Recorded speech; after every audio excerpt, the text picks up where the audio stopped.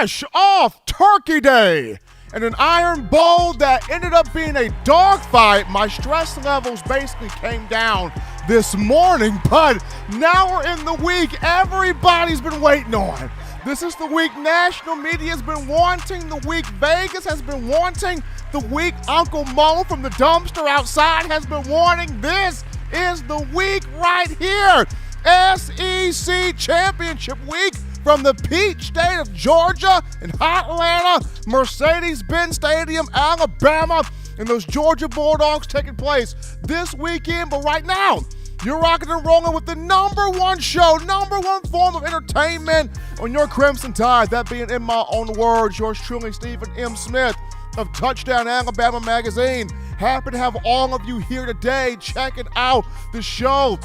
We're bringing this to you from the Magic City of Birmingham, streaming this to you on YouTube. Speaking of the channel, go ahead right now, drop a thumbs up, give a like on the show, hit that subscribe button. If you haven't subscribed already, get your friends to subscribe as well. Also, turn all of those notifications on, hit that little bell so that way you can get all of your news, notes, conversations, alerts on your favorite program, the program you crave, that being Bama football. Got you covered on Facebook and Twitter as well. Streaming to you the show. We got a lot to get to tonight. Jam-packed show. No guest tonight, just me. And we want you guys blowing the phone lines up. All passion, all energy, all enthusiasm. Let us have it tonight. You can do that by calling 205-448-1358. Now to call in to let your voice be heard on the show, 205-448-1358. And one more time,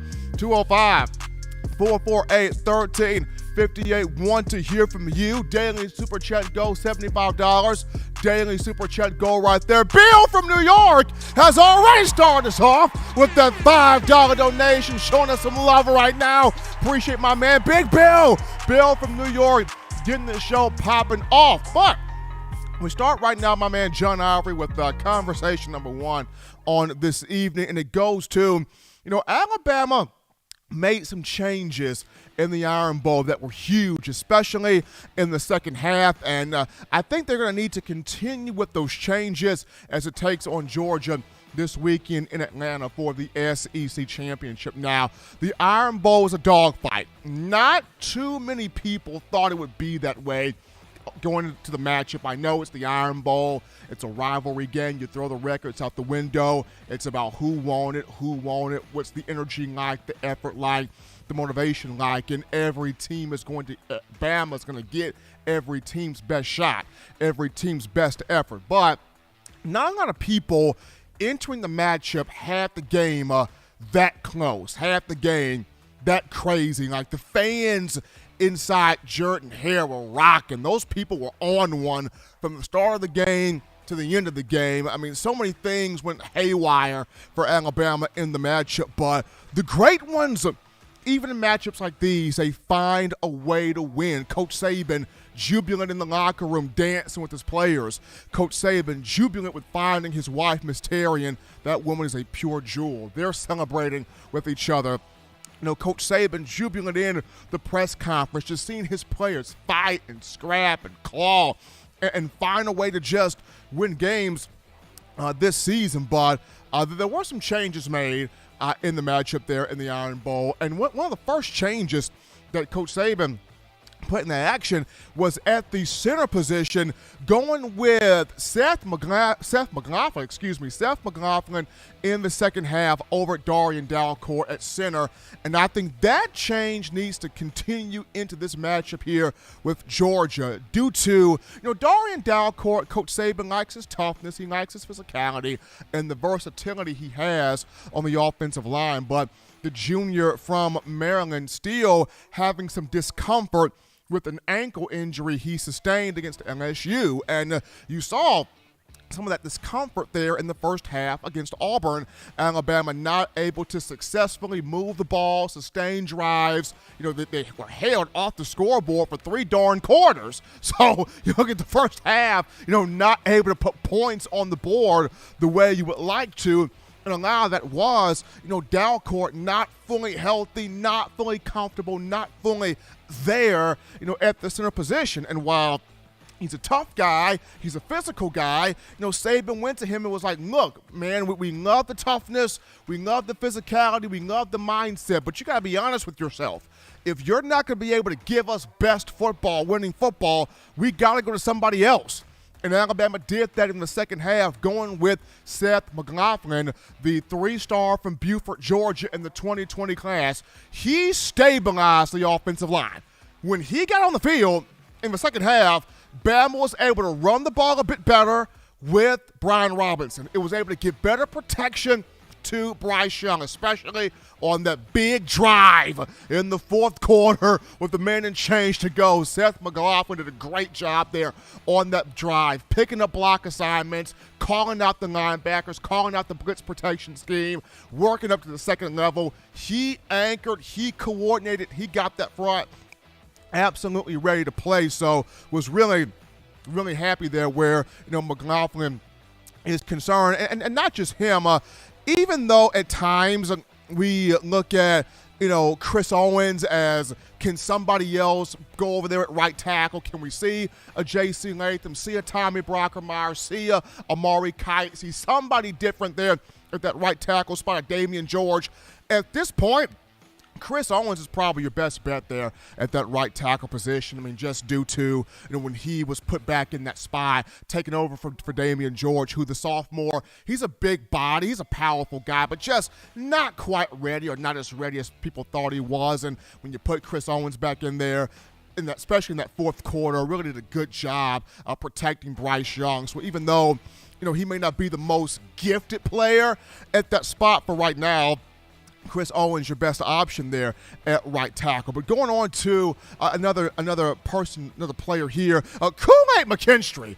Alabama has got to have this young man on the field more. You got to have him on the field more. Now, he played replacing Jalen Armour-Davis, who had a hip issue in practice throughout the week, was not 100%, was not at full strength, full speed. So Coach Saban and the team decided not to play Armour-Davis. They went with Kool-Aid McKinstry, and what a big move that was. Kool-Aid, a sack in the game. Kool-Aid getting chippy. Kool-Aid getting on that thing. Kool-Aid did work out there. Had a couple of really huge pass breakups, especially the one at the end there in the fourth overtime period, negating Auburn from getting that 2-point conversion there. So, Kool-Aid can play. He can ball. And we've heard it all season from teammates, whether it was Jamison Williams, whether it was Malachi Moore, DJ Dale, even Coach Saban himself. They talk about how this young man asserting himself to be, kind of that guy. You need him to be a starter. He can be a starter. You need him to play big roles in games. He can play big roles in games. The moment not too big for him. So a big performance there from Kool-Aid. And then for me, Ja'Cory Brooks. This is the reason why U.S. fans want to see these freshmen on the field. This is the reason why U.S. fans have been saying this whole time, this 2021 class, greatest class in the Nick Saban era, best class ever, never seen anything like this class. Can we get these young brothers on the field? Ja'Cory Brooks showed you why. It's important to get these young cats on the field. And here's a touchdown catch in the fourth quarter, 28 yards, 24 seconds to go in the game to tie the game at 10. That was very reminiscent of Devontae Smith. That was very Devontae Smith-like on the field. And you think about it, 2017, Alabama brought in 3 talented wide receivers, Jerry Jeudy, Henry Ruggs, Devontae Smith. Jeudy and Ruggs got the love early on from media pundits, reporters, fans. But when the moment got big, when it got to the nitty-gritty, when it got to we need to have this in terms of Alabama football, the ball always seemed to find its way in the hands of 6, in the hands of Devontae Smith. And he made plays, and that was the same thing with Ja'Cory Brooks here. Alabama signed 4 talented receivers in this 2021 class, and people put emphasis on, with JoJo Earl, which he's good, Christian Leary, which he's good, Ajayi Hall, which he's good, but Ja'Cory Brooks, I remember Justin Smith of Touchdown Alabama Magazine kept saying, watch Brooks. He's smooth. He's silk smooth. He's effortless. He's big body, good size, really strong route runner. Watch this guy here. And Justin Smith, once again, hitting on these guys in the recruiting trail because Brooks, a young man from IMG Academy, a native of Miami, Florida, 2 catches for 49 yards. Both of his catches came on the final drive in the fourth quarter, including the 28-yard touchdown where he stacked on top of the corner, controlled his body, controlled the catch, got both feet in, got the ball all the way to the ground, shushed the crowd. What a big play by him. What a big play by that young man. So just watching him make that catch, it all stems back to, U.S. fans saying we got to get more of these freshmen. We got to get more of these young guys. We got to get more of these young bloods infused into the game and on the field for Alabama because they can make some things happen, whether it's offensively or defensively. But those were just some of the changes that were made or some of the new things that happened in the Iron Bowl against Auburn that really helped the Crimson Tide, whether it was Seth McLaughlin at center, putting Chris Owens at right tackle, Kool-Aid McKinstry doing great work on the field, and even Ja'Cory Brooks stepping up there, becoming a hero in the Iron Bowl at the biggest moment there of the game. So hopefully we can see this going forward here into the SEC Championship this week against Georgia. We take a break right here on the show. Touch that dial. Just getting started. Upon our return, we go to the phone lines. We grab your calls, your thoughts, your tweets, your chats, your interactions. It's coming, baby, after this. You're watching In My Own Words with Stephen M. Smith, brought to you by We Own the Fourth Quarter. Get your 4-finger bling necklace today by visiting weownthefourthquarter.com. Throw them foes up. What's up, Bama Nation? This is Rudy Griffin, former Alabama defensive lineman, and you're listening to my guy, Stephen M. Smith, In My Own Words, brought to you by Touchdown Alabama Magazine. Roll Tide, roll! 9 players have teamed up and released the Alabama Team Paper, which is a video yearbook they put out for sale direct to fans. Now, for the first time, small dollar purchases from the fans can support the players as a group as well as a great cause because $1 of every subscription payment is donated to the Boys and Girls Club of America. Be a 5-star fan base and support your team and a great cause with Team Paper. Check it out at teampaper.com/Alabama. Remember the taste of Grandma's delicious sweets? Emily's Heirloom Pound Cakes brings back those precious memories with just one bite. Each cake made from scratch. They make the perfect dessert to share with family and friends for any occasion, and ordering is easy. Visit emily'sheirloompoundcakes.com. Click the online store and shop. Then pick up your fresh cake at the kitchen in downtown Homewood. Order yours online at emily'sheirloompoundcakes.com. Emily's Heirloom Pound Cakes, making memories from scratch. We are back into the action here, folks, from the break. Number 1 forum for Bama football news. In my own words, yours truly, Stephen Smith. Touchdown Alabama Magazine on a Monday, SEC Championship week. The game everybody's been waiting on. Bama, Georgia, from Atlanta, Mercedes-Benz Stadium. We're going to get some super chats right here. And we start off with Jimmy the Bad Man Clay, baby, with that $50 donation. The super chats helping us out there. Appreciate Jimmy Clay. Behind him, we got Cliff Reese. Cliff Reese with that $5 donation helping us out on the show. And it looks like here we got this $4.99. Who is this coming from? We got Coach Smoke, the man, Senator Hines, with that $4.99. In the super chats. Appreciate everybody helping us out on the show. Daily super chat goes $75. Appreciate the love from all of you, the fans. We go to the phone lines right now to take your calls. Call segment brought to you by the Blue Wrench Gang, 205-448-1358. One more time, 205-448-1358. We grab this call here. You're live on the show. What's going on? How we feeling? State your name and where you're calling from. Steven, I tell you what, I'm riding high today. I tell you, this is a classic. This will go down as one of the classic Iron Bowls we've ever watched in our life. I've seen so many and been to so many, been blessed to see these Iron Bowls. I mean, I love these games. I mean, you hate to watch them, but you love them at the end. And you sort of looking good there. You got out of Auburn there sort of unscathed. You okay? You didn't get didn't nobody try to throw something at you or hit you? You good? I'm good, Wagon. I had my bodyguard with me. I'm okay. Well, that sounds good then. Well, we're going to say a few things and get out of here. We want to remember Lee Elder. He was one of the best black golfers that ever played the game. He passed away today. And I got a good call today. Somebody told me they may name the press box after Cecil Hurt at Alabama. I hope they do that. Cecil deserves that. That'll be well-fitting for Alabama. And all the people in the chat, cities, towns, countries, and states, I see all y'all. I love you. This is an iconic night, 240, 50-something people in this chat. Everybody listening from everywhere. Waylon loves you. TDA loves you. I guarantee you. We're going to end it like this right here. As the little fat man with a hound's tooth had at Auburn said, as he flew out of sight, it's been 40 years since 315. You Auburn fans better never forget that. I love all of you. Bye-bye, everyone. Appreciate Wagon there starting us off on a Monday. We grabbed this call here. You're live on the show. What's going on? How are you feeling? State your name and where you're calling from. Hey, Stephen. This is Jim Gallagher out of Dallas.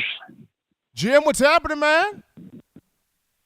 Well, here we are. It's been a long road, but we finally made it to the championship game. Had a couple of words to say about the Auburn game, and I think I know exactly the reason why we went to 4 overtimes instead of just blowing them away and forgetting about them. But it's the same old thing we've been fighting, especially the last part of the season. We let Auburn be the aggressor and take the attack to us instead of us being the aggressor and taking it to them. We have to beat them off the line of scrimmage, drive them off the line of scrimmage. I've been saying that all year long, and we're not able to do it, or we're just not doing it, one or the other. And I think that was the key to the game, and that answers your question about the quality of the offensive line. They're not driving the opponent off the ball and giving the running back. We couldn't even make a yard, Stephen. They're on one play. 1 yard. Alabama team can't make 1 yard because they're not driving the opposition off the ball.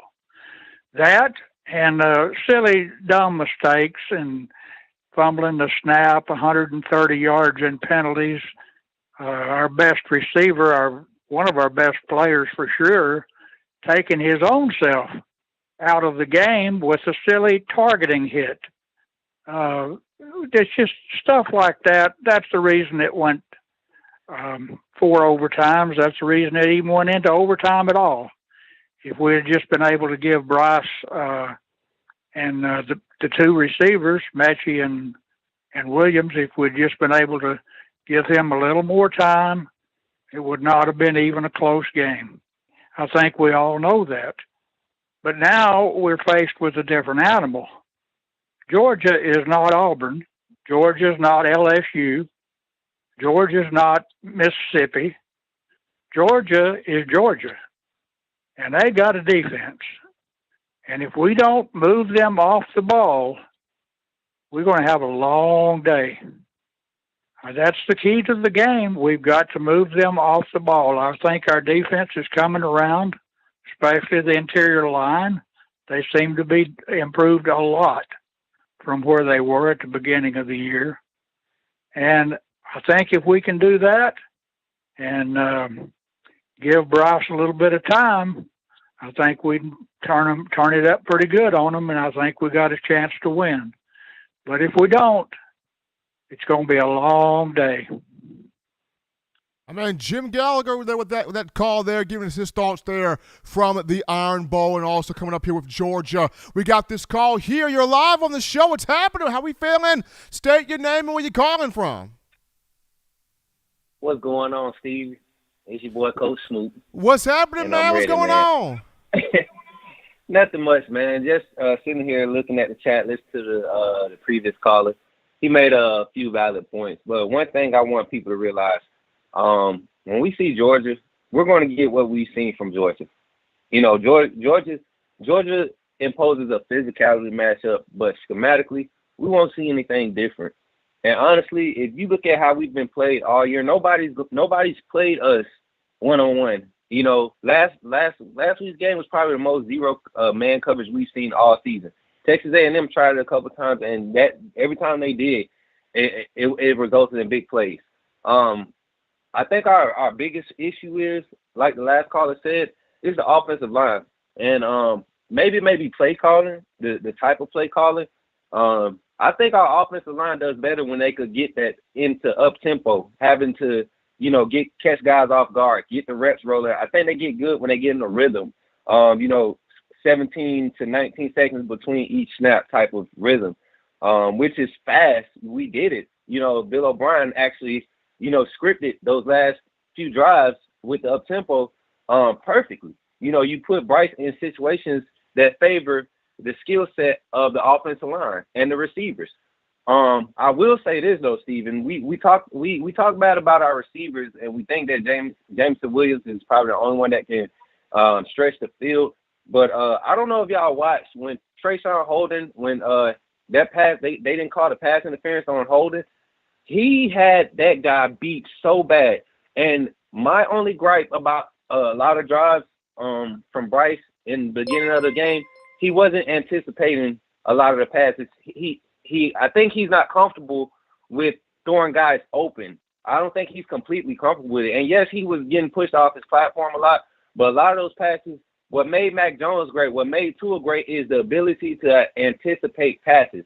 We're able to read the coverage and anticipate, knowing, hey, my receiver's making the same read I'm making. I just have to throw it to the spot to throw him open, and that's what we have to trust. And I think that's where our offense is lacking overall, which is why you see a lot of the stretch plays where Bryce has to buy time, you know, getting off script.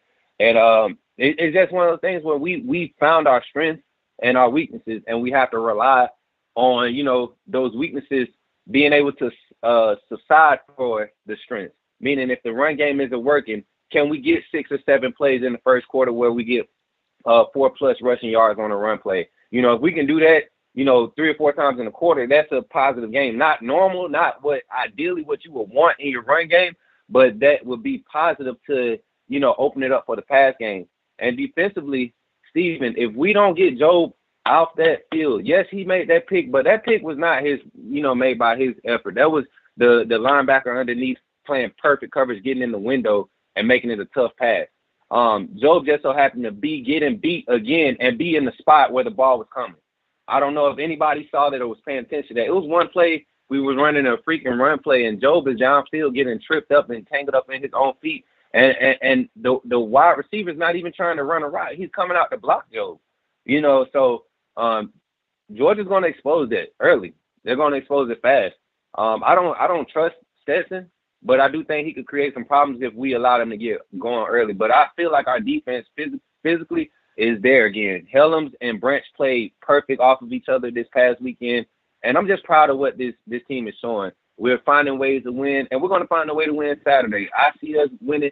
I think if we come out and execute Steven early and with tempo, we can blow the score open. You know, win by at least 2 touchdowns, and that's how I feel about it, Steven. I'm gonna let you go. I know you got the full phone queue. Hey, TDA Blue Ridge gang, I love y'all. Roll Tide. It's your boy Coach Smooth. I'm out. Appreciate Senator Hines with that call, with those thoughts there today. We continue with calls here. You're live on the show. What's going on? How we feeling? State your name and where you calling from.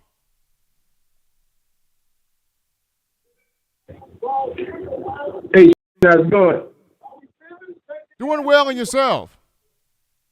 All right, man. This is Sam calling out of Dallas, Texas, man. Hey, I just want to make a comment to that past individual that just made a comment. Let's just be honest here, Steve. Bill O'Brien is not the offensive line coach. He's the offensive coordinator. We getting beat in the trenches, man. We getting beat up front on the O-line. So we just have to be honest, man, and get the right people on the field, even if they're younger. You just made a point earlier, man, with the wide receiver and Kool-Aid. These guys are ready to go, just like our people was in the 2018 National Championship game. If they ready to go, Steve, they ready to go. Put them on the field, man. That's what we need to look at. We need to reevaluate the O-line If we got people ready to go, man, let's put them out there. Just like we've been doing, man. Let's stick to the script. We need to stop making excuses, man, for the talent. The talent is there. You just got to put them on the field, man, and let it do what it do. And I appreciate those young guys. Kool-Aid been ready, man. I understand they want to try to hold him down, but he's been ready. Let's get him out there, man. We saw that. We saw that Saturday. The young Corey, he ready, man. The receiver. You saw what he did. He contorted his body. Think about it. Come on, man. These guys is ready, man. It's time to do this, man. I believe we can beat Georgia on Saturday, but we got to play sound football, bro. Sound football. We got to do it the Bama way. I appreciate your time, Steve. Absolutely. My man Sam calling in from Texas, giving his thoughts here. We're going to continue with calls in a moment, but we're going to go to some super chats right now. You guys showing love to us here on the show. So let's see what we got here, John, in this first super chat here. We've got Casey Payne in the building. Casey Payne with that, got that $10 donation there from Casey Payne. And then we got Nona Davis with that $5 donation. Appreciate Casey Payne and Nona Davis showing love. A daily super chat goal of $75 has been met because of you, the fans, you, the family, the Blue Wrench Gang, everybody making this your show, your network, your platform, your channel for all things Tide football. Now we get back in the calls. You're live on the show. What's going on? How are we feeling? State your name and where you calling from. Hey, Stevie, this is Michael from South Carolina. How you doing? Doing fantastic, Mike. What's going on? Well, but first, before I get to my question, I just want to say I enjoy listening to the podcast. Every day I come in, listen to the podcast, enjoy what you to talk about with Alabama football. So I just wanted to let you know I enjoy listening to the podcast. We appreciate it, Mike. We definitely appreciate it. And my question is, so this game Saturday between Bama and Georgia is going to be a tough game for the Crimson Tide. And my question is, with I listened to my coach Kirby Smart press conference, and he said that George Pickens is going to be ready to go. He said that Dominic Blaylock is going to be ready to go. So with getting those two receivers that are big-time receivers, how do you think Alabama would play defensively with Blaylock and George Pickens returning to the game? Well, when you have both of those two guys back, the main thing would be is really limiting those two guys. Now, they haven't played a whole lot this season, if at all, but both of those two, Pickens and Blaylock, are physical guys. They're big body guys. They can make plays. They can make plays in space. They can make plays in traffic. They can go up and make contested catches. But once again, because they haven't played as much this year, they're not in the full chemistry or full flow of the offense, unlike some other guys that have maybe played more. But the main thing for Alabama is just going to be, how can we limit those two? But more importantly, how can we get pressure to Bennett so that he doesn't have the chance to really hit those two consistently? We appreciate Michael from South Carolina for that call. We grab this call here. You're live on the show. It's happening right now. State your name and where you're calling from. Live on the show, caller. What's going on? Well, we lost that caller there. We go to this caller right here. You're live on the show. What's going on? State your name and where you're calling from. What's going on, Steve? And it's Elijah from Jersey. How you doing today? Elijah, doing great, man. How you feeling, brother? I'm feeling good, man. I gotta say, the defense finally showed me they got a heartbeat, man. They played lights out. I gotta give it to them for what they showed on Saturday. It was hard for Auburn to run. I was looking to see if Tank was going to cut loose, if he was going to control the game, and man, they shut him down. That big hit by Battle on the right side when Tank looked like he was about to break loose, that just showed me that this defense, they can do it. They can do it when they put their minds to it and they don't have the mental mistakes. And I was shocked and I was very impressed on that defensive side of the ball. Offensively, I mean, is Dalcourt 100%? Probably not, but I'm just not impressed with him. I think that backup center, it just goes to show we got guys on that bench that can get the job done. And he came in and he played a great game. Like you said, he controlled the point of attack. And that's what you need in order to be able to run the ball successfully. You can't get that penetration from defensive tackles and expect to be able to run that ball successfully. I know people are big on Cohen. I'm big on Tommy Brown. I think Tommy Brown to me is a better run blocker. I know he played against New Mexico State, and they're not all that stout on the defensive line. But to me, I just really like what I seen from Tommy Brown and Neal working together. I wish they would give him another look at right tackle. Honestly, Steven, I just throw my hat up in the air, man. I don't know who's the best fit over there at that other tackle. I thought George was coming on. He got blown up on Saturday. You know, it's just you just got to find somebody and make it work with over there. But you know, the one thing that I did notice is when Williams went out the game, Bryce Young kind of targeted in on Mechie. And I think if Auburn was smart, if I was their defensive coordinator, I would have doubled Mechie. I would have boxed him in and made somebody else beat me. Because Bryce seemed like he was eyeballing them the whole way. And I think in order for us to beat Georgia, he's going to have to find confidence in some of those other guys. I believe Billingsley he's gonna have to look for that man. I believe Slade Bolden is gonna have to be a great possession receiver. And, you know, I know Williams is in there this week, and I'm glad he's back, but we can't eyeball those guys down because Georgia, Kirby Smart is a smart man. You know, he ain't got that record. That defense ain't like that for nothing. He's watching these tapes, and he's going to realize Bryce Young has his favorite receivers. And with that being said, he's going to make it very difficult to throw that ball to those two guys. So other guys are going to have to step up. And the last thing I just want to say before I get off of here, and I appreciate all your time, is we got to have some type of run game.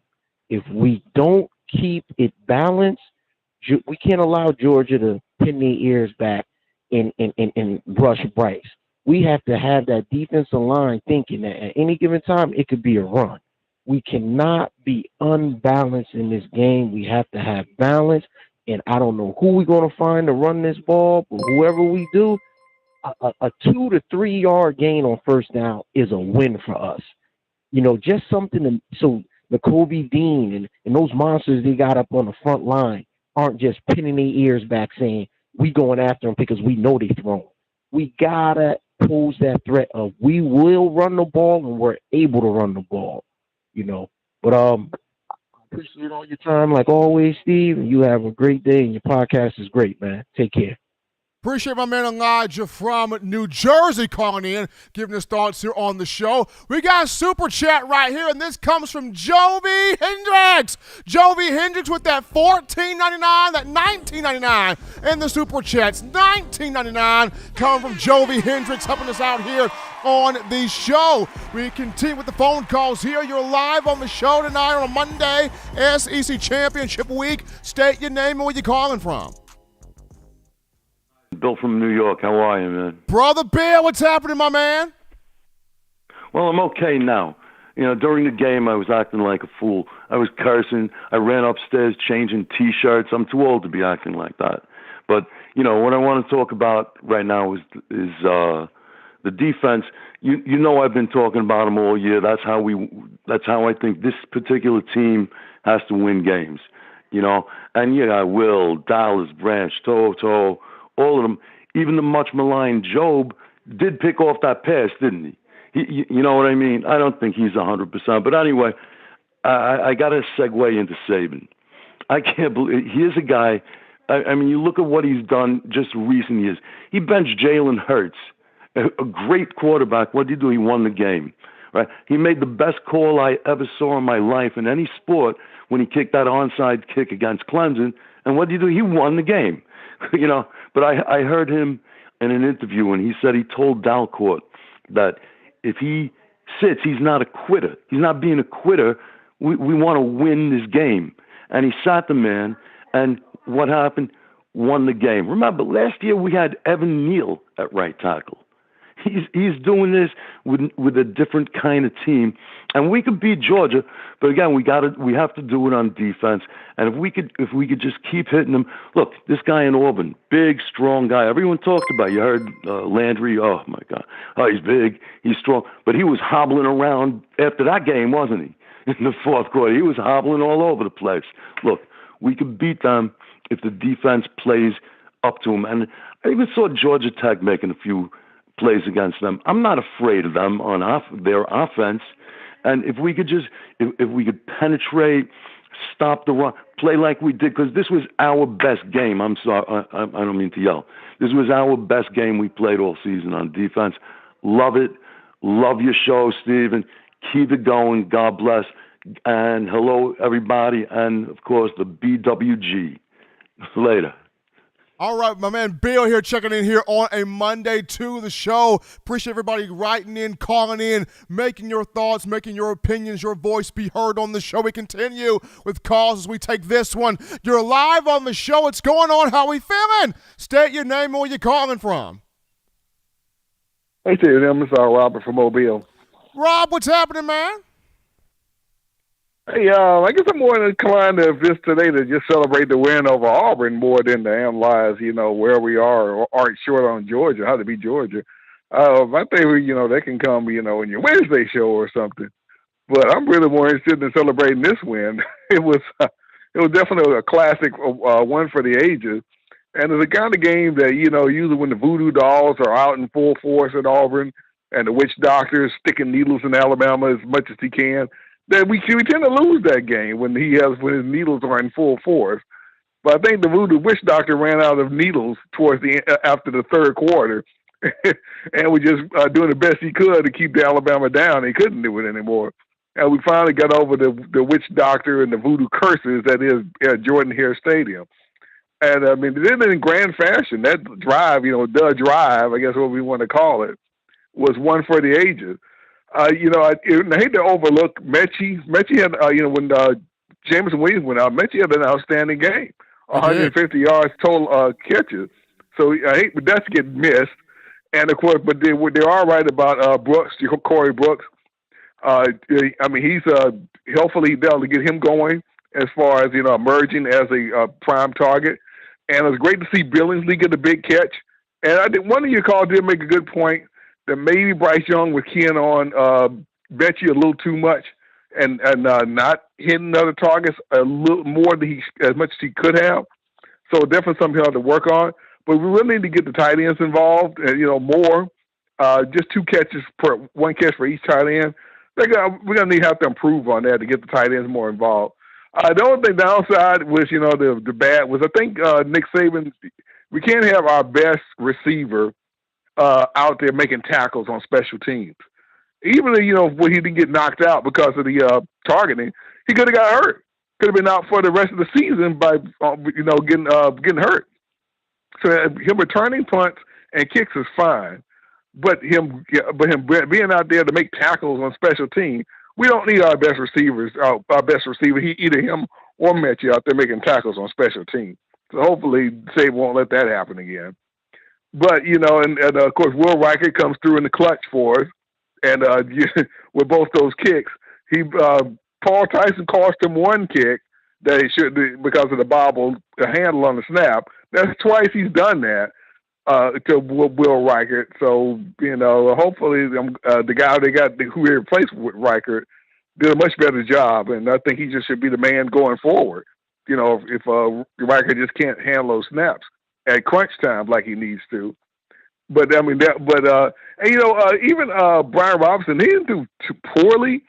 The offensive line just can't open the holes for him. So they'll have to do something about the offensive line to open up those holes for him and to protect Bryce Young. But I mean, everybody, it was ugly from beginning to end. Yeah, and I have a lot of questions about Bill O'Brien's play calling. That was driving us all insane. But they grounded it out, and got the win. And overall, the Iron Bowl win is a win. Normally I don't agree with that. A win is a win because you have to have style points in college. But this was a rivalry game. This is more than just a win. It's a win.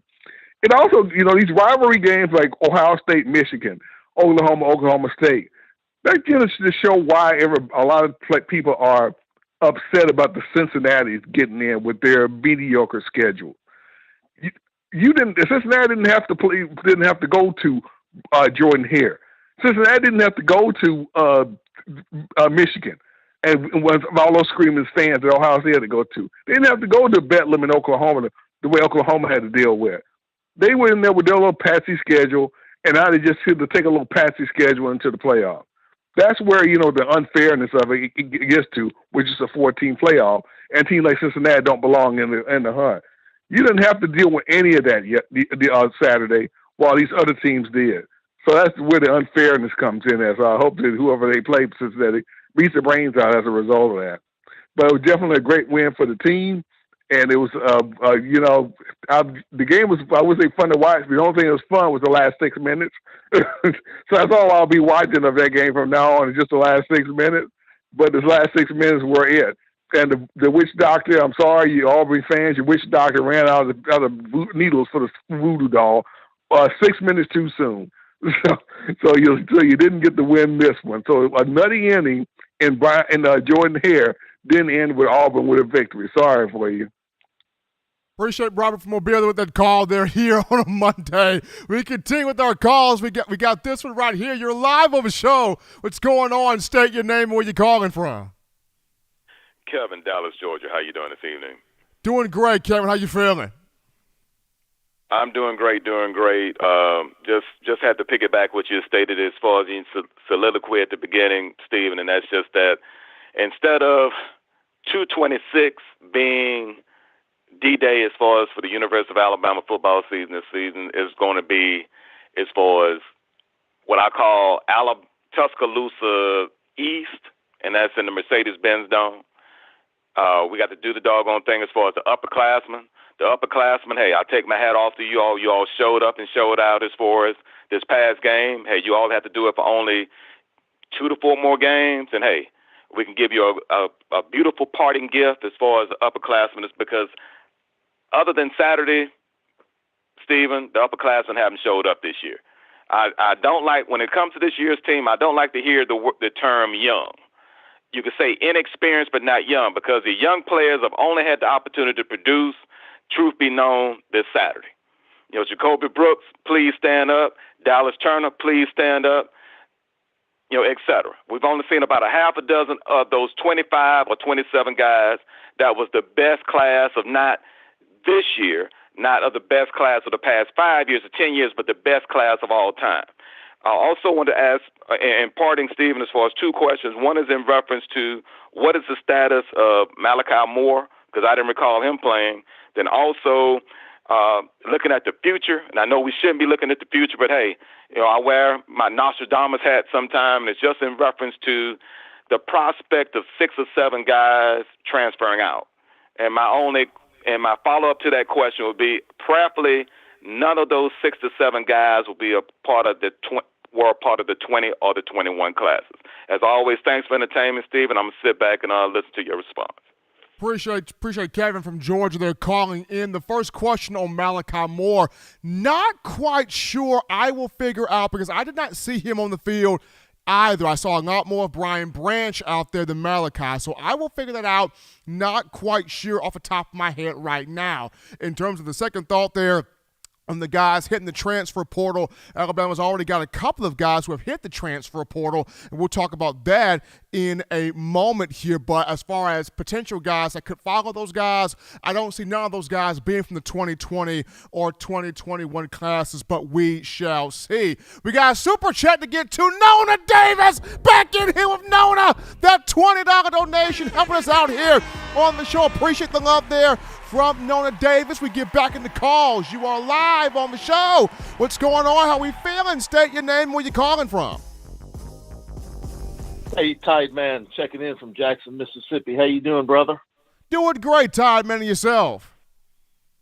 Man, I am doing wonderfully, and great calls from everybody so far. But I do just want to say, can we just pump the brakes a little bit and start talking about Georgia Wednesday, and let's just enjoy this win, because this was a win for the ages, and I knew it was going to be a fourth quarter game. I mean, like you can call it the Auburn voodoo or whatever it is, man. Going into Jordan-Hare, it's going to be a dogfight. It's going to be a struggle, and I knew we were not going to win by 21 points. We played horribly. I actually didn't have any real confidence that we were going to win the game until that thing went into overtime. When it went into overtime, I said, okay, we're going to win this thing now. But it was nerve-wracking from beginning to end, and what jubilation. And you're the sports writer, you're the wordsmith, so I've been trying to come up with a nickname for this game. So I'm going to throw one out, and you let me know if it sticks or if you got something better. But I'm going to call it the rapture in the pasture. Rapture in the pasture. I'm feeling that one. I'm feeling that one. Rapture in the pasture, because the Aubies, they were getting ready to roll Toomer's corner. They were getting ready to rush the field, flail themselves in their bushes, and all the rest of it, man. And we just broke their hearts, ripped their hearts out of their chest. And that was almost even more enjoyable, the ending of it. To go through all that pain, to go through that nail-biting, excruciating 3.5 hours or whatever, just to watch Auburn fans just totally be in ultimate shock at the end of that game. And I'm just going to celebrate this one. I think all Bama fans should just celebrate this. Man, yeah, the SEC championship, it looms large, but man, let's enjoy the Iron Bowl victory. That was one for the ages. But anyway, I appreciate what you're doing, and I did want to kind of ask the same question the last caller did before I go about the players entering into the transfer portal. Is that something that you believe should be of concern to us as Bama fans? But anyway, roll tide, all the Bama fans out there. Enjoy this victory. Enjoy the bragging rights for the next 365 days. Roll tide, baby. Appreciate Todd, man, calling in. It's always a concern when you have players transfer, because you don't want to see that happening, but at the same time, these young men do want to play. Alabama has recently had, as of the last couple of days, 2 guys to hit the transfer portal. Both of those 2 guys were kind of on the shelf there, and we'll get to those 2 guys in the latest call segment. But I don't think the next guys to transfer will come from that 2020 or 2021 classes. I think those guys are pretty much locked in. But we continue with calls here. You are live on the show. What's going on? How we feeling? State your name and where you calling from. I'm from Kentucky, John. Man, I wasn't sure about that game until I seen Bryce Young in the end zone on his knee. And when he was doing that, I said, we done won this game. I knew right then and there that Auburn was in trouble. Whatever voodoo they had, Bryce Young called upon the Lord Jesus, and he canceled that right there in that end zone. And I'm so proud of this team for what they've done this year. They're young. They've won some major adversity. They've had injuries. And DeMoy Kennedy is going to put 150 on Georgia. You watch. They won't know what to do with that man. That 6'2", 200-pound man is going to put it on Georgia this weekend. I don't know if we beat them. They got 30 seniors on that squad, but he's going to put it on them. Thank you, Stephen.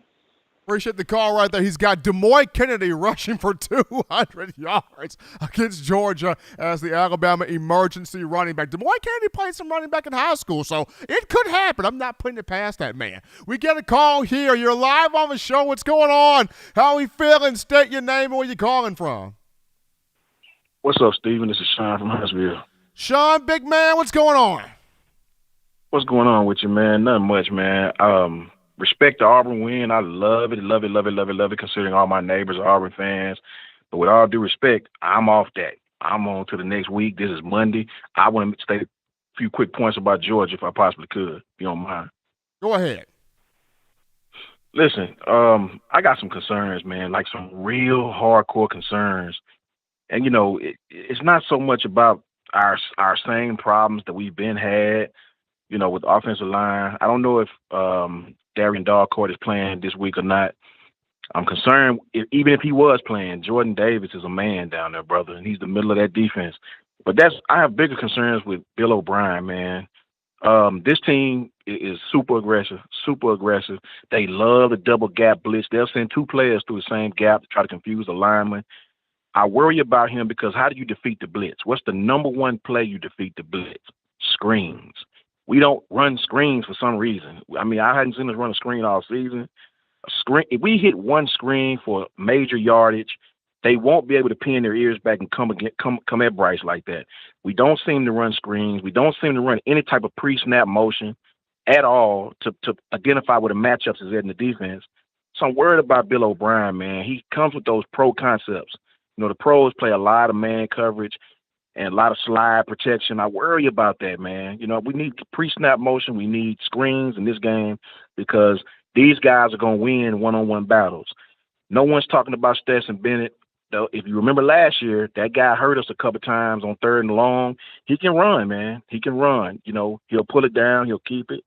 You know, I worry about Stetson on 3rd down. And last but not least, this team will play man, but on 3rd and long, they'll do the same thing LSU do. They'll try to roll coverage to JMO.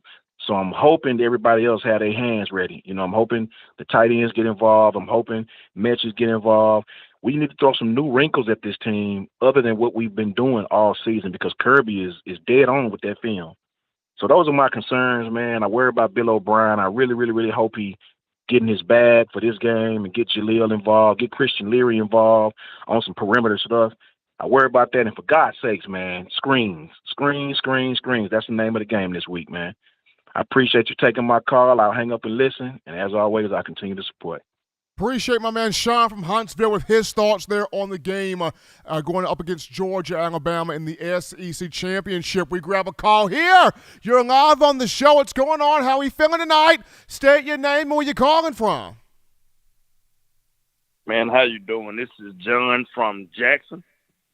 John, what's going on, brother?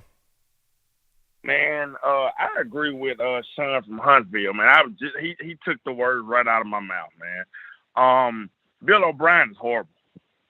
And I guess I say this because I'm a football coach myself. It's not that hard. Inside zone, outside zone, power, counter, screen, play action. That's what made Sark so good. He schemed against people. He used all the shiny toys that we had. Man, we miss him now. I'm not even on Golden. It's O'Brien. So I don't look too high on Georgia. I mean, Georgia's going to play ball, but they're not the gods of football. What's so great about the game of football is anybody could win. So I do feel like we can win, but will we? Thanks for taking my call, Steve. Appreciate that call right there coming from my man John, giving his thoughts here on the show. SEC Championship this weekend, Bama, Georgia from Hotlanta. We grab a call here. You're live on the show. What's going on a Monday? State your name and where you calling from. I'm Chad from Oxford, Alabama. How's it going, Steve? Doing great, Chad, and yourself, man. Pretty good, man. I'm just going to keep it brief with you, bud. I love what you do with the show. Check it out. Alabama is doing real well, okay? We all expect everything from them, all the national titles, everything. But has it ever occurred to everyone that maybe they have something up their sleeve for this game? I mean, come on, Nix wasn't born yesterday, neither is O'Brien, and they obviously know Georgia has the edge. Don't you think that kind of works in their advantage? I mean, Milroe, keep him in mind, all right? He's going to be utilized, I believe, in this game. All right. Defense is looking great. Anderson and Drew Sanders is going to be somebody to keep in mind. I think he's going to get it together. Then you have these other guys, Moody, and along with 15, I forget his name. Okay, but Dallas Turner. They're going to have. Yes, exactly. They're all going to really show up. They're going to give it their all. I mean, it's going to be I think it's going to be closer than a lot of people anticipate. And the callers before you, the couple of callers. They're right on point. Those slip screens, things like that, I think they're going to be utilized in this game. I think O'Brien's probably going to have a decent game plan. I just don't want the fans to think we're going there and get routed. I don't believe that at all. We may go down. I'm a diehard fan. But I think Alabama's going to show them, hey, we are the Tide. You feel me? I Hear mean, you I on think that it's one, going to Chad. be.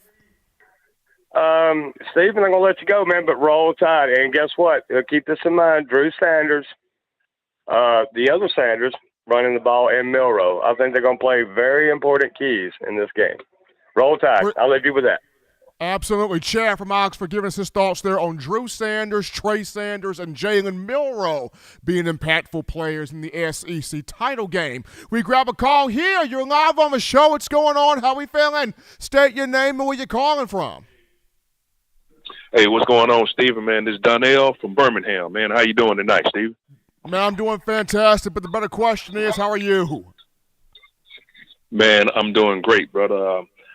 Just want to say, man, enjoy the show, man. Great content, man. The callers, man, were spot on, man. I just want to give a brief commentary on the game, and I agree totally with what those guys said on the previous callers, man. Concerning the Auburn game, man, in order to open some things up, we got to have some screens, and we got to have some play action to open some things up, man, to get some yardage. We got to work on the O-line. You know, we're going to give those guys some grace. Those guys are young, but to give the O-line, you know, some little bit more reps, man, so they can be stronger. Because I know Georgia, they're strong too, but the O-line, they have need of improvement, but I believe they're going to step up to the plate, man. And as the previous caller said, man, this is Atlanta is East Tuscaloosa because we own that town in terms of winning. But shout out, man, to Kool-Aid McKinstry, man. He stepped up big time at the end, did stop, man, and that would set us up for the Mechie to catch that last catch, man. And big win for the team, man. I'm proud of those guys. Everybody was biting their nails. I gotta be honest, Stephen. I gave up hope. I gotta be honest. And if all of us were honest, man, I gave up hope. I really was considering this the L, man. And I just really had to be honest and truthful on that. I turned the channel, man. I was so upset I just turned off the channel and I gave up hope for a moment. But deep down, something else was inside. So listen, man. Big shout out to the guys, man. I just want to I'm gonna get off here, man. But I just want to get your commentary, man, on one thing. What's the update on B Robinson, man? I didn't know what was his update on his ankle. And number two, what do you think Alabama is going to be tomorrow when they come out with the CF polls? Are we going to stay at number 3, or is Michigan going to jump us and go to number 2? So I want to get your thoughts on that. Roll Tide, man, and keep doing the good work there, Stephen. I appreciate it. No problem, my man. They're calling out of Birmingham. So Brian Robinson, according to Nick Saban, is a pulled lower body muscle. I think it's his hamstring because he was seen kind of grabbing that hamstring a little bit as he came off the field. So I think that's what it is. B-Rob, the team will be monitoring him throughout practice. If he's good to go, he will play. Knowing Brian Robinson, if he can move, he will play. I know Bama would have one more scholarship running back on the roster, that being Trey Sanders, if B-Rob doesn't play. But it is a lower body pulled muscle. I think it's a hamstring. But if B-Rob can put one foot in front of the other, that brother's going to play. And then in terms of the college football playoff, the rankings coming out on tomorrow, I can see Alabama remaining at 3. I know the national media, they want to put Michigan, they want to jump Michigan from 5 to 2 because of how they played against Ohio State. I get it, but I think the CFP will have Bama there at number 3. We will continue here with calls. We go to this one right here. You're live on the show. What's going on? How we feeling tonight? State your name and where you calling from. Man, it's Chris Thornton, man. I'm from Christiana, Tennessee, right outside of Murfreesboro. What's going on, Chris? What's happening with you? Nothing much, man. First off, I want to let you know, Steven, man, I love your show. Man, you're great, man. You're one of my favorite podcasters. But I want to shout out, man, Kool-Aid McKinstry. Man, he played awesome. I don't think they tried him all game except for that play in the end zone. And he made, like, the biggest play of the game. Without that play, Alabama we'd be sitting right here with an L probably. So I want to shout out Kool-Aid McKinstry. Dallas Turner's playing phenomenal. I love the way he's playing, the energy that he's bringing. Like, it's just amazing. And I don't think that Georgia is going to. I don't think the game's going to be the way that everybody thinks it's going to be when they play. And another thing that everybody's saying on the callers previous, Bill O'Brien, man, I think he needs to get a little more creative offensively. Like one caller said, we missing Sark. Like we kind of got a little spoiled with Lane Kiffin and Sark, man. They were very creative offensively, and now we have Bill O'Brien. He's just kind of sort of blah with the offense, man. I think you need to open it up. Yeah, like one caller said, run more screens. And offensively, the offensive line, man, we got to get that together. We do. But Bryce is playing phenomenal. I hope B-Rob's ready to go. Trey Sanders, even though, he got stopped on that 4th and 1. I love Trey Sanders' running style. And I think he's phenomenal. I think he's going to be an impactful player this week. And I think he's going to prove all the naysayers. He's going to prove why he was the number 1 running back coming out in the 2020 class or 2019 class. So, man, I'm not going to take up too much of your time, Steven, but I love your show. Man, keep it up, man. Roll Tide, roll. Appreciate Chris from Tennessee calling in, giving his thoughts here on the platform. We continue with calls on the Monday, SEC Championship Week. We got Bama and Georgia from Hotlanta, the game everybody's been waiting for. We take this call here. State your name and where you're calling from. My name is Brian Smith. I'm from Piedmont, Alabama. Roll Tide. Absolutely, Brian. What's going on? My name is Brian Smith. I'm from Piedmont, Alabama. Man, I'm such a fan of your show. I watched the game this past weekend. Nobody in the media has given us a chance to beat Georgia. Man, Heather Dinich said we was anemic, and I just get tired of all the haters. Heather Dinich said we was.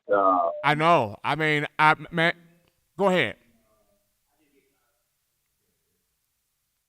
Standard of college football. Sorry, but Alabama's the standard of college football. And since Nick Saban has arrived, we've got more national championships than any other team. We've dominated.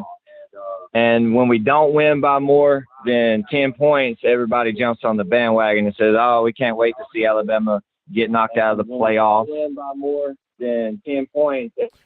Absolutely. And I feel like I just feel like when you look at this game here, and I'm going to talk about this in a later segment, I think Saban really relishes the underdog role. I think he really plays up to it because he feels like he can tell his guys, hey, look, they don't believe in you. Hey, look, they're already counting you out. Hey, look, they already got you down for the count. Like, what you got to say for yourself? Bad team, bad bunch of men. What we going to do now? I think Saban really relishes this underdog role. He's been in it a couple of times. It served him well a couple of times. So I think he enjoys that. But we appreciate that call right there. Giving thoughts on the show. We grab this call. You're live on the show. What's going on? How we feeling? State your name and where you calling from. Hey, my name is Aaron from Selma. Aaron, what's happening, man? I got a few questions for you. How you think about the right side of the offensive line? How do you think about it? At this point, Aaron, it is what it is. I mean, I would like to see one of these young guys get a chance, but obviously they must not be ready because Coach Saban has not bestowed – they've not gotten the chance yet. And you think maybe an Amari Kite or a Tommy Brown, one of these older guys, would be a little bit more consistent. They haven't been. It's been a turnstile all season. People thought, well, Damian George, big guy, came in the 2020 class. Maybe he can solve the problem. He not quite ready yet himself. So at this point, it is what it is. You put Chris Owens back there, and you just hope to God it pays off. Then I got another question. You know, Jaleel Bensley, he was kind of the second wide receiver that we had. I think Bill O'Brien kind of ghosted him in the offense this year. He didn't do good in the offense this year. What do you think about it? I know early on Jaleel had some things that he had to get right, with the team, and Coach Saban talked about that in the preseason and at the beginning of the season and during the middle of this and throughout the season also. But I feel like, Billingsley's gotten right. He's had some drop passes. There's also been moments, I agree, where O'Brien has not truly utilized his skill set within the offense. So it's been a combination of things. I think this week, though, in this game, this is a matchup where Georgia's going to use their tight ends. They're going to use Washington. They're going to use Bowers. They're going to use their guys. You got a 6'4", 230-pounder and Jaleel Billingsley. Find a way to get that confidence up and get that man the football. Appreciate my man Aaron from Selma there with that call. We grab this call here. You're live on the show. What's going on? How we feeling? State your name, where you calling from. It's Kyle from Foley, everybody. We got Kyle back in here, baby. What a great victory for the University of Alabama. We have been cursed ever since I went to the game and the kick six. We just cannot find a way to beat the Auburn Tigers. And on Saturday, we broke the curse. We put a spear in the heart of the Auburn family. The voodoo, all the curses, everything is gone. Alabama has ended it. It was a Heisman moment for Bryce Young, and it was his Heisman moment. That's what it was. To take the ball, 98, 97 yards, no timeouts, a minute 45 to go, a minute 43, whatever. And we had what I said we were going to have, Mr. Smith. I've been saying it on this show. I've been saying it's been November. In the University of Alabama, that's where legends are made. And Ja'Cory Brooks stepped up that play. He did.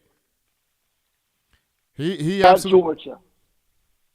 And everybody's talking. Alabama a chance. Ain't giving the University of Alabama and Nick Saban a chance to go out there and win this game.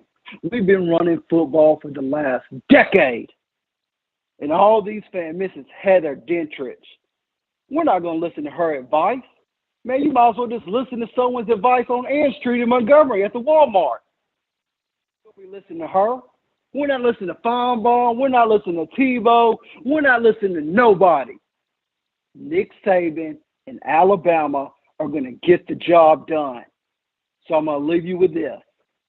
Quarter brick, half a brick, whole brick, hey, quarter pound, half a pound. We're going to take this city and we're going to run Atlanta. Roll, Tide, roll! Appreciate Kyle from Foley calling in. I mean, even OJ the Juice Man. He even hit OJ the Juice Man on the show. Kind of appreciate Kyle from Foley with those thoughts there. We go with his call here. You're live on the show. What's going on? State your name and where you calling from.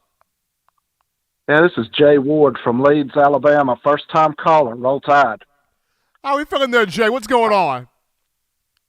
Man, I just really think that a lot of people's going to be surprised because I'm not completely sold on Georgia. They have not been tested. They don't know what they have in a dogfight, and we going through the adversity and it builds character with the team. They gel with each other and they fight for each other. And Georgia hasn't really had that fight this year to where they've had to face adversity. And I'm just so happy to see Saban. He's so loose and he's so happy and he's not as hard on them. You know, it's like he's letting them have fun. And we saw that against Auburn. And I just thank you for allowing me this call, and I'll jump off here. Thank you. Appreciate the call there. I've been saying that for a minute now where this team is concerned. It's, the close games, you become battle-tested. Georgia has not had close games all year. So when they get in a dogfight, when they face a moment where a little adversity hits them, how will that Georgia group respond? As opposed to Alabama, they had a close game with Florida. They had a close game with LSU. They had a close game with Arkansas. You had a close game with Auburn. You had a close game against Texas A&M, though it was in a loss. Bama has been in close games. They're comfortable in adversity. They know how to deal with it. Georgia's never had to face it, and it's going to more than likely face it this week. How will Kirby Smart deal with that?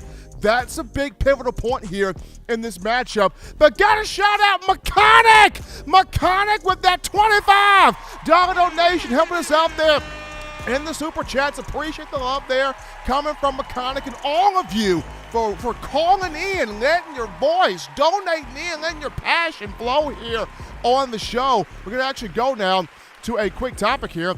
And that topic goes to the two players that are in that transfer portal or have entered their name in the transfer portal, that being four-star offensive lineman Pierce Quick, who came in the 2019 class, and a four-star linebacker Jackson Bratton, who came in the 2020 class. Both young men have decided to enter their names into the transfer portal. Wish the best for them. Hopefully, they can find a place, a program where they can be impactful, they can finish and have strong careers. And would have liked to have seen what both could do here at the University of Alabama. But once again, I get it. These young men want to play. Some guys, they don't mind sitting the bench, waiting time. But some guys are like, I'm good. I know I'm good. And if I'm not going to get a chance to see the field here in Tuscaloosa, I got to go somewhere where I can see the field. So I respect that most definitely.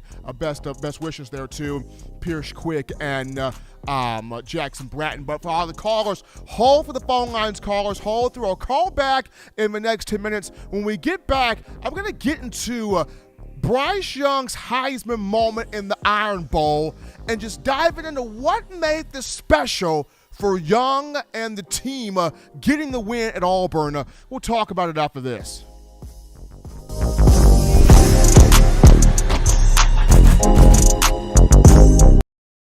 You know what we do at the start of the fourth quarter. We throw them foes up. But now you don't have to wait until the fourth quarter. Get your four-finger bling necklace at weownthefourthquarter.com. It's the first and only logo that captures the essence of all Crimson Tide players and fans as we represent the legendary Alabama football fourth quarter dominance. Get your four-finger bling necklace right now at weownthefourthquarter.com. Get yours today and stun on them haters.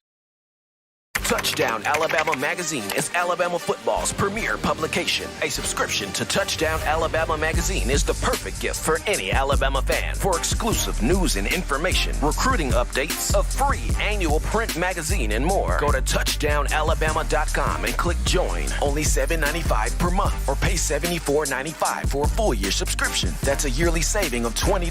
Go to touchdownalabama.com today and roll Tide.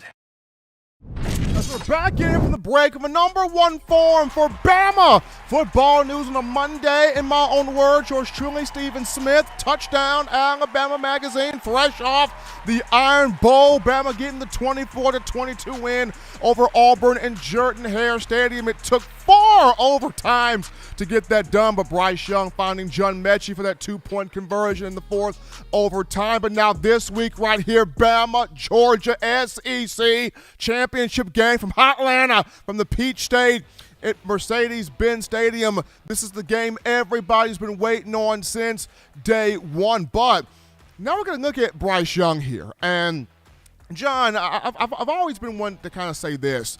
Sometimes in winning the Heisman, sometimes in pursuing the Heisman Trophy, you may have a moment where it's not pretty, it's not sexy, it's not beautiful at all, but you find a way to win. You find a way to get it done. You find a way to make something happen. And I've referenced this before. Bucky Brooks of NFL Network, he always has this statement. You got 2 types of quarterbacks. You have trucks and you have trailers. Those trucks, when things go wrong and the coaching staff looks at them and go, hey, bad man, bad kid, what you gonna do here? That truck says, Coach, I got it. Don't worry about it. I got it. It's on me. I'm going to take this team to the promised land and do what I got to do. And those trucks do what they got to do from the quarterback perspective. And Bryce Young did that over the week. And I'm just saying, in a game where you had the crowd at Jordan-Hare rocking, loud, boisterous, absolutely crazy.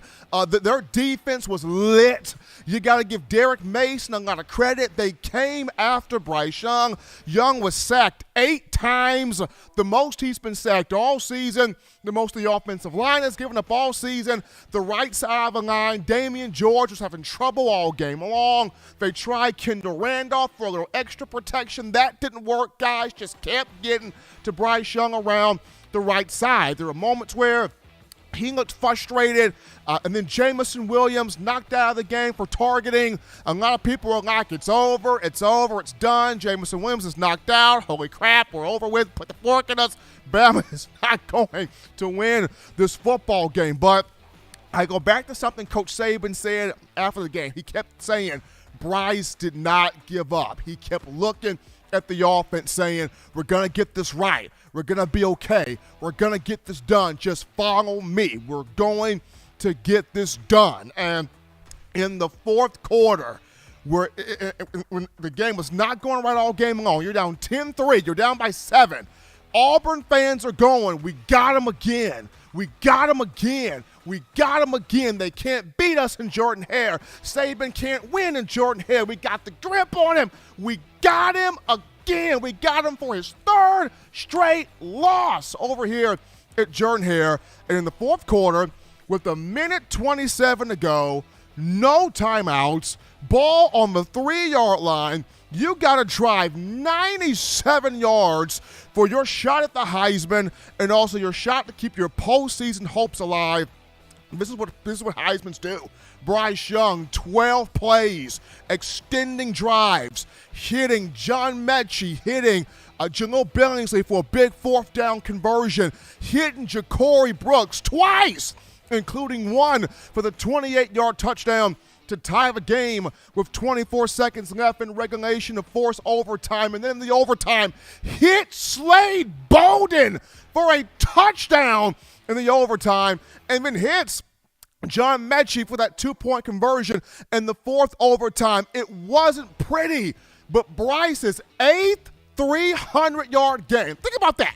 His 8th 300-yard passing game of the season came with full adversity. Worst completion percentage of the season for Bryce at 49%. It didn't matter. Still threw for over 300 yards. His 12th game of the season where he had 2+ touchdown passes. The young brother found a way to get it done. And at times, that's what it takes to win the Heisman Trophy, when all crap is breaking loose and you find a way to answer the bell to win the football game. It's like my man Al Davis. Just win, baby. Win, freaking win. And Bryce Young got that thing done there for Alabama. And Jenna got me thinking for a minute here. It got me thinking. In this Iron Bowl, especially for Alabama quarterbacks, there have been a lot of marquee, iconic moments in this rivalry when you talk the quarterback position. I mean, you look at, my God, Kenny Stabler, 1967, the run and mud. You win that game 7-3. Look at how iconic that was. Then you look at 1985 with Mike Shula, and kind of the same situation Bryce was. He has to need a game-winning drive, hitting several receivers, including Al Bell, to set you up with a 52-yard field goal from Van Tiffen as time expires. And you win 25-23. If you're not looking at, Andrew Zhao had big moments in the Iron Bowl. You look at 2009, Greg McElroy. You got to have it. It's either Bama wins or you don't get a chance to play for a national title in 2009. The drive, 17 plays, 79 yards. And you have to get that done. And, Greg did that. And you look at Blake Sims, 2014, and Bryant Denny, the shootout. Blake had a rough first half. Interceptions thrown everywhere. There was a moment in the game where Jacob Coker's about to go in, and Lane Kiffin goes, we came here with 6, we die with 6. And Blake Sims goes back out there. He knocks into straight tunnel vision and has a whale of a second half. It's multiple touchdown passes. You win the game 55-44, and Blake Sims gets crowd surfed to the top of the student section. It has just been some incredible, iconic moments by quarterbacks in the Iron Bowl, but Bryce Young adds his name right there. Fourth quarter, a minute 27, no timeouts, do or die, 97 yards in 12 plays. And it was for Auburn, it was like death by 1,000 cuts. You find a way to win the game. You extend the play. You get the ball out to John Mechie. You get the ball out to Jaleel Billingsley. You get the ball out to Ja'Cory Brooks. And then the throw to Brooks at the end, 28 yards. Perfect throw, perfect placement, makes the catch, shushing the crowd. And then John Mechie at the end of the game. Mechie talked about it. 9 is the GOAT. I mean, he's the greatest to do it. 9 gave me the route. I ran the route he gave me. The kid's the general. I just follow his lead. Coach Saban talked about how, Bryce, kind of a calm, quiet demeanor, but the team loves him. The players love him. They rally around him. They know he can do it. They know at any possible moment Bryce Young can get this done. And, Bryce himself just talked about the magnitude of that game, the magnitude of that moment, and what it meant for him. And then, probably one of my favorite moments from the game, John, was when Bryce threw the touchdown, the 2-point conversion to Mechie. Will Anderson comes off the bench screaming, grabbing Bryce, hugging him, celebrating, yelling at him. Just the raw joy and emotion from these 2 5-stars that came in the same 2020 class. People don't think about this. This team is being held up by 2 sophomores. This team is being held up by 2 young kids, by Bryce Young and by Will Anderson. And these 2 in full-on embrace after that moment, because Bryce knew how big it was, but Will knew how big it was. And just these 2 having that moment. So I know everybody is wanting to see Bryce against Georgia and trying to have that second, Heisman moment, taking care of Georgia, beating Georgia. And he has a chance to do that. If he goes out there and has a big moment against the Bulldogs, he will capture the Heisman. He will win the Heisman if he carves up that Bulldog secondary. But just the way he played against Auburn, that was a Heisman moment. You need to have it. You had to have it. Bryce got it done right there. We go to a break here, folks, on the show. Touch that dial. When we get back, we go to more calls, more thoughts, more of your conversations. We go back to you, the fans, right after this. Don't touch that dial. Call in right now as we're taking your calls up next on In My Own Words with Stephen M. Smith. Brought to you by We Own the Fourth Quarter. Visit WeOwnTheFourthQuarter.com now to get your 4-finger bling necklace.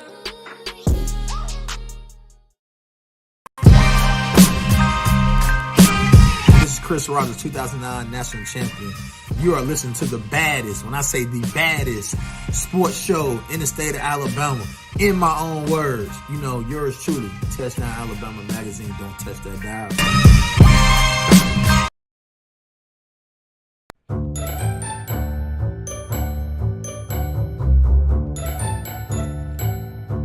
Look at all these great players in Touchdown Alabama Magazine. Man, wait till I turn up this year. I'm going to be on the front cover. But what if Will goes off? Or Joe, DeMarco, Chris, Tim, Christian. Don't wait. Order now at touchdownalabama.com or call 833-483-2624 today. Christian.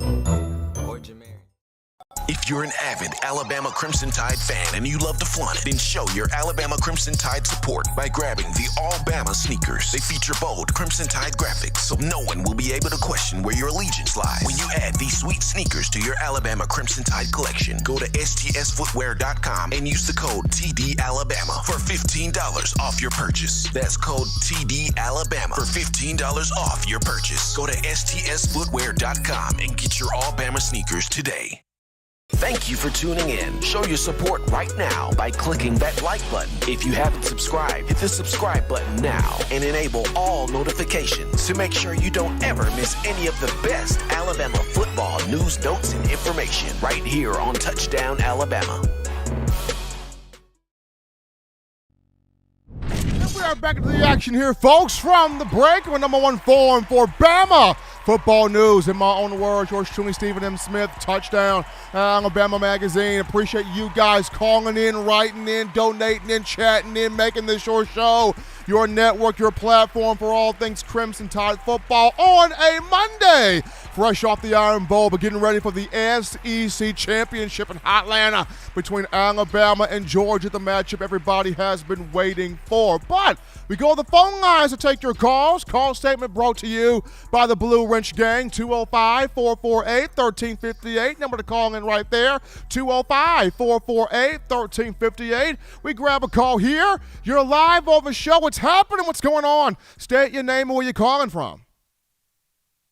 You know who this is? It's William. My man William, what's going on? Man, I tell you what, I love that game. I really did love it. We got a bunch of those Georgia fans out there wanting us to talk Georgia, but I'm like you. We need to celebrate this win here. We need to talk about this today, the Auburn game. That's exactly what we need. I mean, it was crazy. I mean, a lot of people really did not see it going the way it went, but it just shows you that the grit of this team, the no quit, the fight in this team. And so many moments they could have laid down, they could have thrown the towel in, but that drive by Bryce, guys stepping up in big moments, defense playing lights out, like there's just something about this team that will not die. Can it be inconsistent at times? Sure. But this team will not die. Yeah. I tell you what, it's kind of scary. If you believe in the paranormal there, I believe there's a little bit of Paul Bear Bryant's spirit out there. There's a monument somewhere and where he quoted, "If you believe in yourself and have dedication and pride and never quit, you'll be a winner." And I believe his spirit was out there with them guys saying, "Hey, buddy, there's no time to throw in the towel." I kept telling them in the chat Saturday, I said, "Man, it's not over with." It looked bleak. It really did look bleak. And I said, "It's not over with yet. Just hang on, hang on." And that's what I've seen. I've seen that perseverance out there, and that's what it's going to take. And, I ain't going to hit on Georgia because, like I said, this is our time for Auburn, but they need to watch out. So, anyway, roll Tide, Stephen. I'll let somebody else get on here. Appreciate William from Iowa calling in. I mean, absolutely. That was a good win. That was a huge win in the Iron Bowl. But now we're looking at this game here with Georgia, this matchup, and what could be on the menu in terms of stuff on the field there. But we get a call here. You're live on the show. What's going on? How we feeling? State your name and where you calling from. My name is Brian from Piedmont, Alabama. I called earlier, but I didn't get to say what I wanted to say personally. Last year, when we played Florida in the SEC championship game, we was big underdogs, and or they was big underdogs, and they was 20-point underdogs. And what I'm referring to is we've been resilient all year, and nobody thought Florida was going to play as good as they did last year, and that's why I think Alabama's going to win this game because, they got all the offensive power they need. Bryce Young has showed composure. Their defense is playing lights out, and they're hungry. They're hungry, man. Roll Tide. Absolutely. I mean, this group has no quit in them. This group has no die in them. This group fights like crazy. And I'm very proud of this group. As always, if you want to have your picture featured on the show when you call in along with your name, you send that photo to tdalabamateam@gmail.com. That's tdalabamateam@gmail.com. You send the photo right there, and your photo along with your name will be featured on the show when you call in. We grab a call right here. Not a call right there. I thought we had a call there, but we continue here with the show. 205-448-1358. Number to call in, 205-448-1358. We go to a topic right here, and that is none other than Will Anderson, who for a fifth time this season has won SEC Defensive Player of the Week. They might as well call it the Will Anderson Award since how many times he has won this honor. But Will Anderson, SEC Defensive Player of the Week. He has had an incredible season. 14.5 sacks this year. He is second to only Derek Thomas in this category. Derek Thomas has the single season record for sacks for Alabama with 27. in 1988. He's also number 2 with his mark of 18 from 1987. If Will Anderson gets 4 sacks against Georgia, they've been granted, beat Georgia going to the college football playoff. Will Anderson gets 4 more sacks before the season's over. He will be number 2 all time, solely behind Derek Thomas's mark of 27 sacks in 1988 in terms of that category for a single season in school history. Last year I said it. This is the closest thing to Derek Thomas in a long time. And people thought I was smoking crack. But, hey, look at this. You look at the numbers right now. Will Anderson just only behind Derek Thomas in terms of single season sacks. You can look at the numbers right now. He's right there. Coach Saban also endorsed Mr. Anderson, the Terminator, for the Heisman Trophy, and talking about how he's been the most productive for his team and arguably the most productive defensive player in all of college football. Yes, Jordan Davis of Georgia, highly productive, that young man is, absolutely. I'm just saying, Coach Saban talked about Will Anderson here, arguably one of the most highly productive players in college football. He leads the country in sacks, 14.5. He leads the country in tackles for loss with 29 and a half. But we go to a call right here. You're live on the show. What's going on? How we feeling? State your name. Where you calling from? How you doing, Steven? It's Benjamin out of Cleveland, Ohio. Benjamin, what's happening with you? Hey, how you doing? I watch Alabama all the time, and I'm really a big fan, either I'm from Ohio.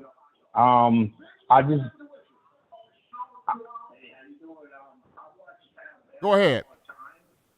And I look at their talent, and they're very well coached, and I love Nick Saban as well. And their defense played really well this week. They played really well in that Iron Bowl game. It was close, but they proved that they are champions. And I'm proud of them to be watching a game like that. Everybody's been putting them down all season, been saying, oh, we're concerned about this team, been dropping them in the college playoffs. But this team has only won, then found a way to win. Every week, every time, they backs up against the wall, they find a way. And Bryce Young, he's my Heisman vote for this year. So I just want to say roll Tide, and I believe they can beat Georgia. Appreciate my man Benjamin from Ohio with that call right there. And going to be a great game this weekend. Going to be a great one. Alabama, Georgia, so many storylines, so many things to look at. And for Bryce Young, he goes out there and carves up that Georgia defensive secondary.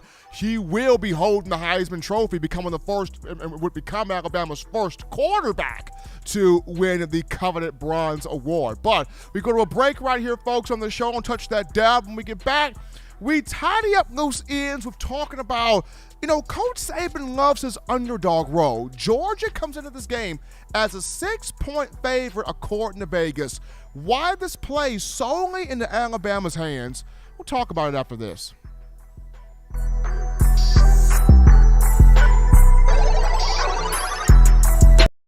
Every sports fan deserves the proper representation. Whitwell Sports introduces to you the Title Towel. Wave that Title Towel in the air like you just don't care in support of Nick Saban and the Alabama Crimson Tide. Only $9.99 and it lasts a lifetime. Head on over to whitwellsports.com and get your Title Towel today.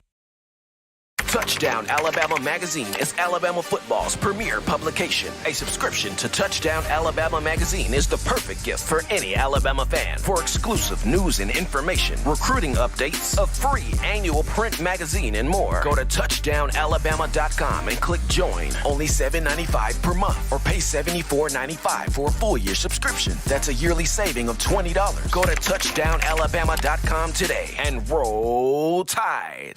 Thank you for tuning in. Show your support right now by clicking that like button. If you haven't subscribed, hit the subscribe button now and enable all notifications to make sure you don't ever miss any of the best Alabama football news, notes, and information right here on Touchdown Alabama. And we are back into the action here, folks, from the break of number one form for Bama football news. In my own words, yours truly, Stephen M. Smith, Touchdown Alabama Magazine. Appreciate all of you writing in, texting in, donating in, calling in, making this your show, your network, your platform, your channel on a Monday, fresh off the Iron Bowl. We got SEC Championship in Atlanta between Alabama and Georgia at Mercedes-Benz Stadium for this week. And before we get into final topic of conversation, got to remind you of TDAwear.com. It's TDAwear.com. So for all of you fans still overjoyed with the Crimson Tide's national championship from the 2020 campaign, we want you to check out our championship collection merch. This means you grab you an 18 of them things, folk, hoodie, t-shirt, or sweatshirt, as well as our Got 18 We Do shirts. Designs that feature all 18 championship years on the back. You head on over to TDAwear.com. Do it right now, TDAwear.com. You go over Championship Collections merch tab, and you get you that gear today, showing that support for Coach Saban, the University of Alabama, the student athletes, and us here at Touchdown Alabama Magazine. But this week, people, Bama, Georgia, in Mercedes-Benz Stadium, SEC Championship. This will be the fourth time, that these two programs have battled for the SEC title. Well, it is the third time these two have battled for the SEC title. So they battled in 2012 for one. They battled in 2018 for one. So this will be the third time they will be battling for all SEC supremacy in Atlanta. And what's crazy is both of these programs know each other very well. Both of these coaching staffs know each other very well. There are a lot of storylines entering this game. Probably the biggest one is this finally the year this is finally the year where Kirby Smart can finally get one over Nick Saban? Is this the year where Kirby Smart can finally get one over Coach Saban? The conversation has been, this is Kirby's best team, Kirby's best group, Kirby's best year, especially with this defense. If Kirby can't win it this year, if he can't beat Saban this year, will he ever be able to get that done? So that's a storyline. Then you have the storyline of, can Nick Saban continue to keep Kirby Smart under his thumb? What's been the main thing about this Bama team? They're good, but not consistent enough. They're good, but they're up and down. They're good, but we really don't know at times which Bama team is going to take the field. Can Nick Saban continue to keep Kirby Smart under his thumb? And of course, on the field, you look at the biggest storylines. Can Bryce Young and this Alabama offense touch up? Can it torch this vaunted Georgia defense, which is in the top 10 in college football, top 5 in every major statistical defensive category? And then for the Alabama defense, can it prove that it's right there with Georgia in terms of shutting down Stetson Bennett, shutting down the run game, playing fundamentally sound, hitting your gaps, reading your keys, following your assignments, creating some turnovers, and just flexing some muscle here as the Alabama defense? That's just the storylines here when you talk Alabama and Georgia. But according to Vegas, because Vegas likes to make money, Vegas likes to play wild and free. Vegas likes to play with house money. Vegas likes to play poker. Do I play poker? No, but Vegas likes to do that. So Vegas comes in here, and at first the line was Georgia by 4.5. Now the line is Georgia by 6 here in this matchup. Will it continue to rise? Will it drop? Who knows? But the conversation, the thesis, the general consensus has been Georgia's going to win this game. They're the most complete team. They're the most dominant team. They're the most consistent team. They're the most balanced team. You know what you look at when you watch Georgia on the field. That's the consensus from the external factors. However, in my opinion, and I've been wrestling with this for quite the amount of time, John, but as good as Georgia is, and as much as everybody wants to go with Georgia, and as much as people are trying to make my mind go with Georgia here in this football game, I'm going to go with this right here. I think Alabama has a huge advantage, has a huge leg up, and this is why Alabama has a huge leg up. I think Nick Saban relishes the underdog role. I think he plays this up. I think he plays this up better than anybody else in college football. He loves the underdog role. He loves the ability to tell his players they don't believe in you. They're counting you out. They think you're trash. They think you're nothing. They think you're not going to beat Georgia. They are really having you down for the count. So what you going to do about it? So how you going to respond to it? So what is your answer? They're punching you with these thoughts, with these predictions. What is going to be your response? He loves that sort of underdog role. And I go back to, remember 2015?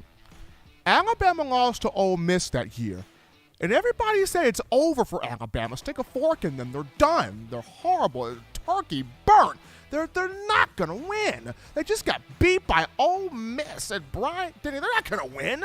And this was an Alabama team that had a 3,000-yard quarterback in Jacob Coker, a 2,000-yard running back and a Heisman Trophy winner in Derrick Henry, a 1,000-yard receiver in Calvin Ridley, and a defense that had dogs on it. And that team, everybody was saying, it's over. They lost to Ole Miss. It's over. They can't win. Can't win. It's never going to happen. It's not going to happen. They're buried. They're over with. They're done for. And Bama was an underdog going into the Georgia game at Sanford Stadium in the monsoon of rain between the hedges. And all Alabama did in that matchup was stonewall Georgia 38-10 on the road and went on to play for a national championship. And then we all remember 2009, the SEC championship against Florida, where Alabama was the underdog. What did they say? It's the great Urban Meyer. Bow down to the legendary Urban Meyer. That's Urban. That's Urban right there. Oh, you're not going to beat Tim Tebow. It's Tim Tebow. That's the greatest thing since sliced bread. That's the greatest thing since the Teddy Grahams. That's the greatest thing since Tyke's Power Rangers. You're not going to sit there and beat Tim Tebow. No. Ain't no way in the world you're going to beat Tim Tebow. And what does Alabama do? Goes out there, overwhelms Tebow. Offense played tremendously well. Crimson Tide got the 32-13 win, ran Urban Meyer out of the SEC, and it took hold of the SEC reigns as the powerhouse program in the conference. So we've seen Alabama underestimated before. We've seen Alabama the underdog before and how they handled situations in both of those instances. So to me, Saban's got people kind of right where they want, right where he wants them to be at in this respect and in this regard. Now, could they be a bit more consistent in games? Sure. Could they be a bit more consistent on the field, offensively and defensively? Sure. But I just feel like this. I just feel like this is a matchup where for Alabama, you go out there, you execute fundamentally, you dominate in the trenches. Well, not necessarily dominate in the trenches offensively. For the offensive line, I feel like this. If Alabama's offensive line can stalemate Georgia, you're not going to win every matchup against the Bulldogs. That's a front where they've got 10 to 15 dudes that will get drafted in the first round. But if you can stalemate Georgia enough to where you give Bryce Young an inkling of time, because there are about 3 to 6, possibly more, but there are about 3 to 6 big plays in this game where if Bryce can hit them, this game breaks completely open if Bryce can hit them. And it comes down to the offensive line giving him an inkling of time, stalemating that Georgia front just enough, neutralizing it just enough for Bryce to hit those plays. If that's done, we can have a serious matchup here on our hands. But, and then, of course, mention it to you guys in the call segment that with Georgia, they've not had a game where they faced true adversity yet. Every team they've played defensively, they've not allowed 14 points yet. They've allowed 13 points. They've allowed 7 points. They've got 3 shutouts, giving up 6.9 points per game. But teams don't score over 13 points against Georgia. Now you're about to face an offense that's going to really test you, that's going to really challenge you, that's going to put you in some adverse situations. How will Georgia be able to handle when they look up and they're not running away with the lead? How will Georgia handle it when they look up and they're not being able to physically pound Alabama into submission there? What will Georgia's mindset, what will the mental makeup be when they look and see how Alabama is punching them, and giving punches back, and Bama's not, falling to the ground like the Arkansas, the Auburns, the Floridas, and other teams that Georgia faced did during this regular season. But, to me, Nick Saban is one where if he gets an underdog role, he's going to play it up every day in practice, every day in the meetings, every day on the field. He's going to play this up. So Bama is going to be ready for this game. Bama's going to be huge in this game. We've seen this before. When Bama's the underdog, look out. This is where you get your best brand of Crimson Tide football, because it's that us against everybody mentality where this team is concerned. But as always, fans, you want the best in news, notes, information, and coverage here on your favorite program, that being the Crimson Tide. You can get this by accessing the Touchdown Alabama Magazine app. You download the app from the iPhone App Store if you're rocking Team Apple, Google Play Store. If you got the Android phone, for your audio listening needs, we got you right here. We got you on iTunes, Apple Podcasts, Spotify, Stitcher, Spreaker, TuneIn Radio, Overcast.fm, iHeartRadio, got you covered there. If the good and gracious Lord sees fit, I'll be back on Wednesday, continuing the conversation that is Tide football. Remember, Bama fans, you can purchase individual copies of Touchdown Alabama Magazine, have those sent to your door. That link will be found in the description. Also, if you're trying to get the fresh edition, print edition of TDA the magazine, you go to touchdownalabama.com, you click join, become a member, a subscriber today. That link in the description. If you're trying to get the 4-finger bling necklace, 4-finger bling jewelry, courtesy of WeOwnTheFourthQuarter.com, that link in the description also. But until next time, folks, husbands, love your wives. Wives appreciate, value those husbands. Children, you know what your role is. Continuing to do the right thing, fun thing, smart thing, good thing, legitimate thing, to not be bored. You be sure to grab you those 3 hearty meals a day, those 3 great laughs a day. You protect yourself. You protect the loved ones around you. Till next time, folks, I'm your man, Stephen M. Smith. This is In My Own Words.